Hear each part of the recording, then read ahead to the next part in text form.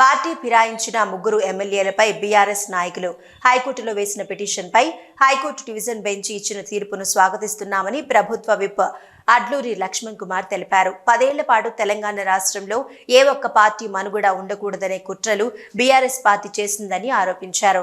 జగిత్యాల జిల్లా ఎండపల్లి మండలం కొత్తపేట గ్రామంలో ఏర్పాటు చేసిన పత్తి కొనుగోలు కేంద్ర ప్రారంభోత్సవంలో ఆయన పాల్గొన్నారు.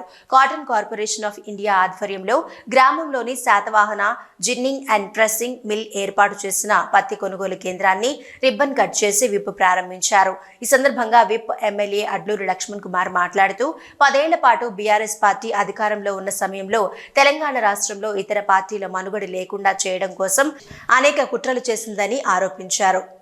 బీఆర్ఎస్ నుండి గెలిచి రాష్ట్రంలో చేరిన ముగ్గురు ఎమ్మెల్యేల విషయంలో హైకోర్టు డివిజన్ బెంచ్ ఇచ్చిన తీర్పును స్వాగతిస్తున్నామన్నారు. ఈ తీర్పుతో బీఆర్ఎస్ నాయకులకు కనువిప్పు కలగాలన్నారు. ప్రతిపక్షంలో ఉన్న బీఆర్ఎస్ బీజేపీ పార్టీ నాయకుల మాటలను ప్రజలు విశ్వసించడం లేదన్నారు. దీంతో ఆ నాయకులు తీవ్రమైన ఒత్తిడికి లోనై కాంగ్రెస్ ప్రభుత్వంపై బురద జల్లే ప్రయత్నం చేస్తున్నారని మండిపడ్డారు. బాధ్యత గల ప్రతిపక్షంలో ఉండి 10 నెలల కాలంలో ఏనాడు ప్రభుత్వానికి ప్రజల పక్షాన సూచనలు సలహాలు ఇవ్వలేదని ధ్వజమెత్తారు.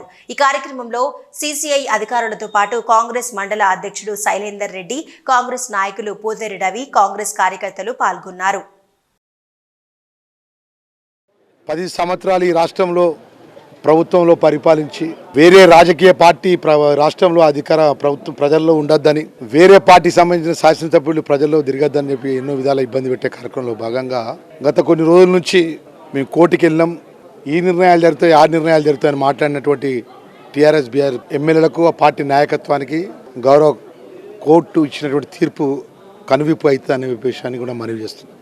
ఎందుకంటే హైకోర్టులో ఉన్న అంశాన్ని అంతకంటే ఎక్కువ మాట్లాడితే ఒక శాసనసభ్యుడిగా, అది బాధ్యత గల శాసనసభ్యుడిగా కోర్టు యొక్క నిర్ణయాన్ని స్వాగతిస్తున్న విషయాన్ని కూడా మరొకసారి మనవి చేస్తుంది. 10 సంవత్సరాలు ఇష్టానుసారంగా రాజ్యాంగం మీద గౌరవం లేదు, వ్యవస్థ మీద గౌరవం లేదు, శాసనసభ మీద గౌరవం లేదు, ఇష్టానుసారంగా రాజ్యం వెళ్ళినటువంటి నాయకులు ఇలా వాళ్ళు ఏది పడితే అదే మాట్లాడితే ప్రజలు ఎవరు కూడా విశ్వసిస్తలేరు.